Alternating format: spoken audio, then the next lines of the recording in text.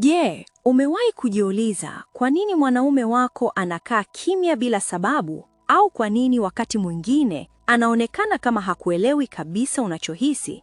Kaa hapo hapo tuifafanue hii siri na nyingine nyingi, kwani wanaume wana siri zao ambazo hawazisemi kwa wanawake wao. Usisahau, hii ni Sauti ya Kurasa. Karibu.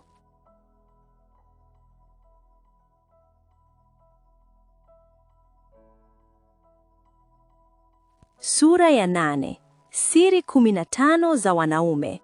Hii ni kwa mtazamo wa kitabu Why Men Want Sex and Women Need Love cha Alan na Barbara Pease, na kumbuka kuwa tabia hizi sio kwa wanaume wote. Kila mwanaume ana upekee wake. Katika sura hii, wazo kuu linaanza na dhana ya kile kinachoitwa chumba cha hakuna, the nothing room.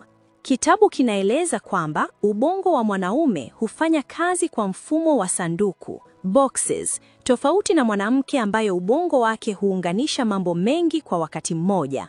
Kwa mwanaume, kuna sanduku la kazi, sanduku la familia, sanduku la mapenzi na hata sanduku la hakuna kitu. Hiki ndicho kinachowachanganya wanawake zaidi. Mwanaume anaweza kukaa kimya kabisa, hana mawazo ya kina kama mwanamke anavyodhani, bali yupo tu kwenye hali ya utulivu wa akili. Hii si dharau wala kupuuza, ni njia yake ya kujirekebisha kiakili. Hapo ndipo siri ya kwanza inaanza. Mwanaume hahitaji kila wakati kuzungumza au kuchambua hisia ili ajisikie vizuri. Siri ya pili inahusiana na ukweli kwamba wanaume wengi huunganisha mapenzi na ngono kwa kiwango kikubwa zaidi kuliko wanawake. Kwa mujibu wa kitabu, mwanaume mara nyingi hujisikia kupendwa kupitia tendo la ndoa, wakati mwanamke hujisikia kupendwa kupitia ukaribu wa kihisia, maneno na uangalizi. Hii inaleta mkanganyiko mkubwa. Mwanamke akihitaji mawasiliano ya kihisia kabla ya ngono na mwanaume akihitaji ngono ili ahisi ukaribu wa kihisia. Hiyo ndiyo lugha yake kuu ya mapenzi. Siri ya tatu ni kwamba wanaume wengi wana hofu ya kukataliwa, lakini hawaonyeshi wazi. Wanawake wanaweza kudhani mwanaume ana ujasiri mkubwa wa kihisia, lakini ndani yake anaweza kuwa anaogopa kukataliwa, hasa kwenye mapenzi au tendo la ndoa. Ndiyo maana wakati mwingine mwanaume anaweza kukwepa mazungumzo ya kina au kujifanya hana shida ili kulinda nafsi yake. Siri ya 4 inaelezea kwamba wanaume wanathamini sana heshima kuliko hata upendo wa maneno. Kwa mwanamume, kuheshimiwa ni sawa na kuthaminiwa. Mwanamke anapomkosoa hadharani au kumdharau, hata kama anampenda, mwanaume anaweza kujifunga kihisia. Siri ya 5 ni kwamba wanaume wengi si wazuri sana katika kusoma ishara za kihisia zisizo wazi. Wanawake mara nyingi hutuma ujumbe kwa njia ya ishara au hisia, wakitarajia mwanaume ataelewa, lakini kwa mwanaume, mawasiliano bora ni yale ya moja kwa moja. Hivyo, mwanamke akisema iko sawa, lakini anamaanisha haiko sawa, mwanaume anaweza kuchukua maneno hayo kama yalivyo. Siri ya 6 inaonyesha kwamba mwanaume mara nyingi hutumia ukimya kushughulikia matatizo. Mwanamke anapopata shida, anataka kuzungumza. Mwanaume anataka kujitenga kidogo, kufikiri na kisha kurudi na suluhisho. Hii haimaanishi hajali, ni mfumo wake wa kutatua matatizo. Siri ya 7 ni kwamba wanaume wanahitaji kuthaminiwa kwa juhudi zao. Hata vitu vidogo kama kufanya kazi, kusaidia nyumbani au kujitahidi kifedha, wanataka vitambuliwe. Wanapokosa kuthaminiwa, wanahisi kama hawatoshi, hata kama hawasemi wazi. Siri ya 8 ni kwamba wanaume wana shindano wa ndani wa kudumu, hasa kuhusu mafanikio, uwezo na hadhi. Hii ina mizizi ya kibiolojia na kijamii. Ndiyo maana mwanaume anaweza kuweka uzito mkubwa kwenye kazi au mafanikio, akiamini ndiyo njia ya kuonyesha thamani yake. Siri ya 9 inaelezea kwa nini wanaume wakati mwingine wanaweza kusema uongo kuhusu ngono au hisia zao.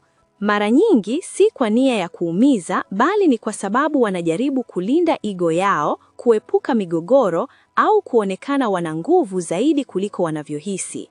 Siri ya 10 ni kwamba wanaume wanahitaji muda binafsi bila kuhojiwa sana.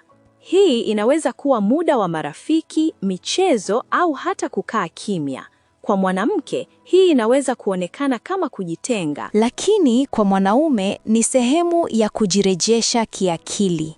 Siri ya 11 ni kwamba wanaume wengi hawaelewi kabisa jinsi wanawake wanavyoweka uzito kwenye mazungumzo ya kihisia. Kwa mwanaume, mazungumzo ni kubadilishana taarifa. Kwa mwanamke, ni njia ya kujenga ukaribu. Hivyo, mwanaume anaweza kushangaa kwa nini mwanamke anataka kuongea sana bila lengo la kutatua tatizo. Siri ya 12 inaonyesha kwamba mwanaume akipenda kweli anaweza kuwa mwaminifu sana, lakini bado akavutiwa kimwili na wanawake wengine bila maana ya kusaliti kihisia. Hii ni moja ya maeneo nyeti sana ambayo kitabu kinaeleza kwa mtazamo wa kibiolojia kwamba mvuto wa macho kwa mwanaume ni wa haraka na wa kiasili zaidi. Siri ya 13 ni kwamba wanaume wanathamini sana amani ya nyumbani. Migogoro ya mara kwa mara humchosha mwanaume na kumfanya ajitenge. Ndiyo maana baadhi ya wanaume huchagua kukaa kimya badala ya kuingia kwenye mabishano. Siri ya 14 inaonyesha kwamba mwanaume anapotoa suluhisho si kwa sababu anapuuza hisia zako, bali anaamini anasaidia. Mwanamke anapotaka kusikilizwa tu, mwanaume anadhani anapaswa kutengeneza tatizo hilo. Na siri ya 15 ambayo inafunga yote ni kwamba mwanaume anahitaji kuhisi anahitajika. Hii ni tofauti na mwanamke ambaye anahitaji kuhisi anapendwa. Mwanaume akihisi anahitajika, kifedha, kihisia au kimwili, anakuwa na nguvu zaidi kwenye uhusiano.